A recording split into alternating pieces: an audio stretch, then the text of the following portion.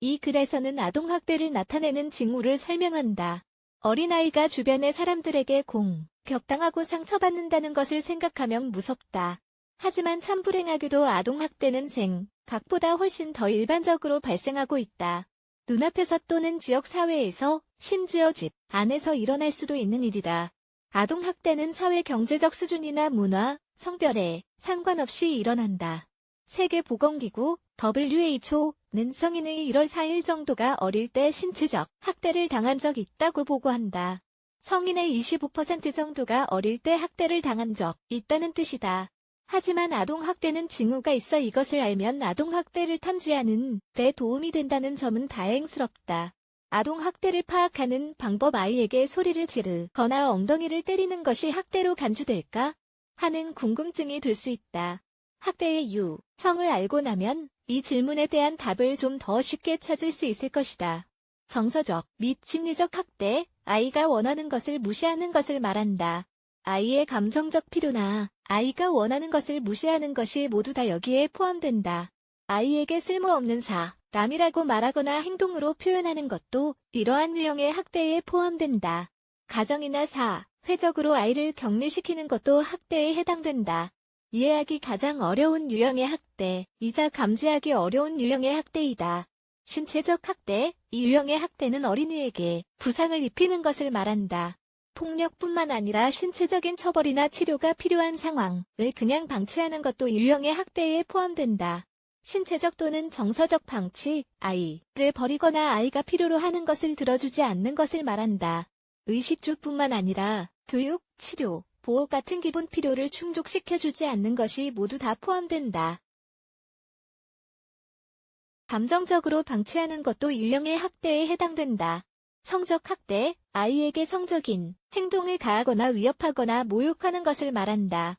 아동학대를 탄환하는 징후 9가지. 매일 밤 이웃집에서 아이의 비명소리가 들린다라고 말하며 아동학대가 의심된다고 신고를 했다. 그리고 불행하게도 그 의심은 사실이었다. 7살짜리 남자 아이가 문을 열었는데 그 아이는 정말 활기차고 순수한 얼굴이었다.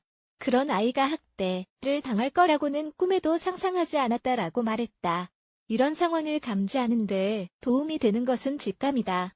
하지만 직감만으로 학대가 일어나고 있는지 아닌지는 확인할 수가 없다. 아이가 유독한 가족과 살면서 경험하는 학대 행위는 어떤 패턴을 갖고 있다. 학대를 당하고 있다는 것을 시사해주는 9가지 징후에 대해 자세하게 알아보기로 하자. 1. 성장 단계 관찰하기 학대받는 아이들은 제 나이보다 어린 아이의 행동을 할 가능성이 높다. 예를 들어 엄지손가락을 빨거나 오줌 싸기, 어둠이나 낯선 사람들에 대해 두려워할 수 있다. 2. 특정 장소와 사람 피하기 학대를 당하는 아이들은 불안이 심할 수 있다. 집으로 갈 때 유난히 심하게 두려워하고 불안해할 수 있다. 뿐만 아니라 특정 사람이나 장소에 대해 불안해할 수도 있다. 3. 섭식장애 학대로 인한 스트레스, 두려움, 불안은 아이의 식습관을 변화시킬 수 있다. 이로 인해 살이 급격하게 찌거나 빠질 수 있다. 4. 수면장애 학대를 받는 아이들은 잠을 제대로 못 자기 때문에 늘 피곤해할 수 있다. 5. 낮은 학업 성취도 또는 지나친 완벽주의 결석을 많이 하거나 수업 시간에 집중을 못하는 것도 학대를 받고 있다는 것의 징후가 될 수 있다. 그 반면 학대받는 아이들은 집에서 받지 못하는 사랑과 지지를 외부에서 찾기 위해 완벽주의가 되려는 성향을 갖고 있을 수도 있다. 6. 나쁜 위생 상태 학대받는 아이들은 뭔가 모르게 좀 이상해 보일 수도 있다. 날씨나 상황에 걸맞지 않은 옷을 입고 있을 수도 있다. 7. 위험한 행동 학대 받는 아이들은 마약이나 술을 하거나 위험한 무기를 소지하는 등 위험한 행동을 할 수 있다. 8. 부적절한 성행위 학대 당하는 아이들은 성에 대해 과도한 행동을 할 수도 있다. 아니면 정말 노골적인 성적 언어를 사용하기도 한다. 9. 이유 없는 부상, 자주 화상이나 타박상을 입는 것도 학대의 징후이다. 특히 왜 부상 당했는지에 대해 설명하지 못하는 경우는 학대를 더 의심해봐야 한다. 아동학대에 대처하는 방법지, 금까지 설명한 9가지 징후는 아이가 학대를 당하고 있다는 것을 말해준다.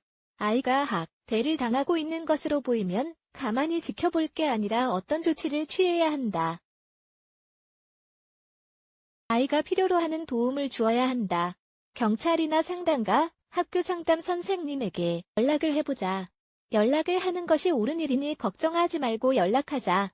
아동학대의 성인 생존자 아이들은 학대당하고 있다는 것을 깨닫지 못하는 경우도 있다. 학대하는 사람은 아이의 부모나 친척일 가능성이 높다. 이런 경우 심리적으로 더 큰 상처를 받게 된다. 그리고 이 상처는 성인이 될 때까지도 쉽게 치유되지 않는다.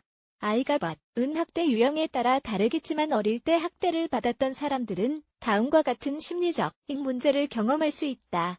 불안, 학대당한 사람들은 학대를 당할 때와 비슷한 상황, 학대를 한 사람과 비슷한 사람을 두려워하게 된다. 성적으로 친밀감을 맺는 것을 두려워하고 강박적인 행동을 하며 공황 발작을 앓을 수도 있다.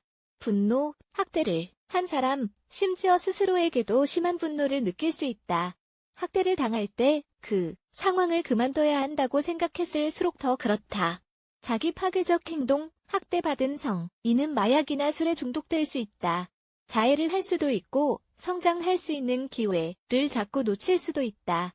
아동학대를 당한 사람들이 성인이 되어 학대자가 될 확률이 높다는 점은 정말 비극이다. 세대를 뛰어넘어 악순환이 되는 것이다.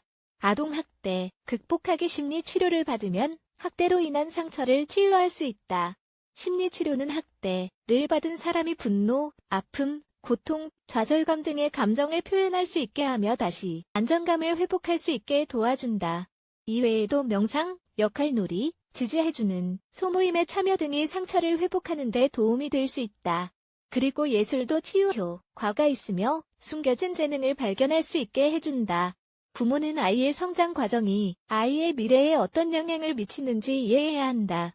그리고 아이들이 크면 언젠가는 성인이 된다는 것을 기억해야 한다. 사랑, 보호, 존중으로 아이를 키워야 그 아이가 자라서 사랑으로 자신의 가정을 꾸려나가게 될 것이라는 것을 기억하자. 아이 양육 방법에 신경 써야 하는 이유가 여기 있다. 아동학대를 당한 아이가 나중에 커서 학대자가 되지 않도록 하기 위해서는 전문가의 도움을 받아야 한다는 사실을 꼭 기억하자.